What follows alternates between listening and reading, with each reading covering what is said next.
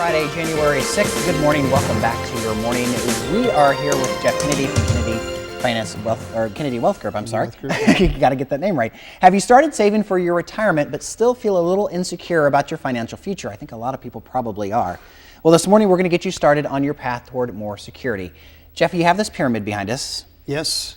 I've found most people being visual learners. It's easier to look at something than to talk about it. And this is a tool that I've used over the years to help my clients understand the process of financial planning. See, I'm from Missouri, so you got to show me. That's what I always say. Right, exactly. So this has been a good tool. I use it kind of in terms of a pyramid, if you will, which obviously has a foundation here at the bottom, and you work your way to the top.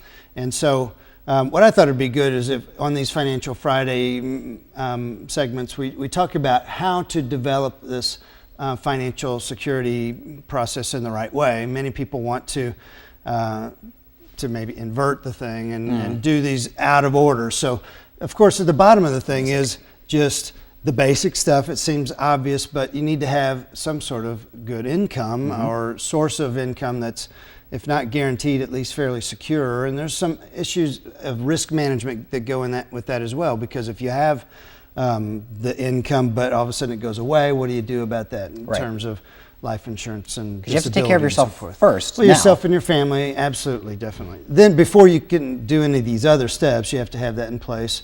We talked a little bit before about putting reserves in place in case of a job loss or whatever, and we've seen a lot of that in recent years. And then you get 6 months, kind of having reserves. Yeah, 3 to 6 months with you, depending on your comfort level and what kind of work you do. If it seems you lose a job and it seems like it may take you a long time to get another one, you might want to have a bigger cushion even than that. Okay. So then after that, debt management. Make sure you don't overspend more than you have.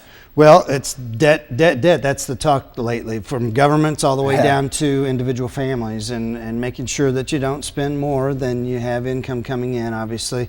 But even if you have, then how do you manage that? We'll talk about some strategies to get debt under control and eliminated, essentially, and then some misconceptions about that as well. Okay, and then retirement. You got to remember that. Because I just said you've got to live for today, but you've also got to remember tomorrow is going to be here. You do have to plan for that, because the longer you put that off, the more it costs to buy a retirement nest egg, so to speak. So the younger you start, the better. But yeah, absolutely. But make sure you get the steps in order. Okay. How important is it when someone comes in and say they invert this pyramid? Can that be fixed if they start with the high risk and then they take care of it backwards? It can. We have to go back and help educate them on why the bigger pieces are. The foundation is the bigger piece, because if you turn this thing over and you stand it on its point, and which a lot of people want to do, they want to invest and hit the home run, but when you do that in a pyramid standing on its point, it can be very shaky, and if things like 2008 or the last few years in the economy happen, the thing can tip over in a hurry. So. Sure. So, excellent advice. I like the whole analogy. I like seeing things, because you envision the pyramid tipping over if you do things wrong. Sure. All right, great. Well, we'll continue talking about these in the weeks to come. We'll expand on them. All right, we appreciate your time this morning. Now over to Tegan with a check of the forecast.